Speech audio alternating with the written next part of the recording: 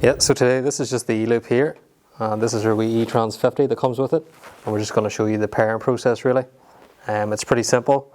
It's just a case of getting your E-loop, taking it beside your transceiver, making sure your transceiver is powered up firstly. So you've got your 12, 24 volt input here, and then you've got your normally open and common in here. And that's coming right back to my board. And you can see it's just coming in here to my open terminals, or my open input typically. And that's all we need.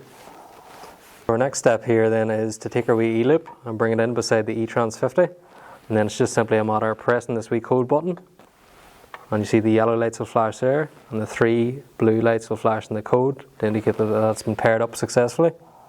Then it's just a case then of taking your E-loop and bringing it away and placing it in location. So our next step then is to take the loop and place it in location, and then after about 3 minutes approximately you'll see the wee red light on the loop blink. And that'll indicate that it's calibrating. So that's an automatic calibration, which will just take into account any magnetic surroundings and make a magnetic field. Yep, so now that we've got the loop paired up and calibrated and in place, then we can just test by running our wee magnet or any magnetic presence over the loop. You'll then see the red RX light and the transceiver light up, and then the gate there starts to move. That's it. That's really it.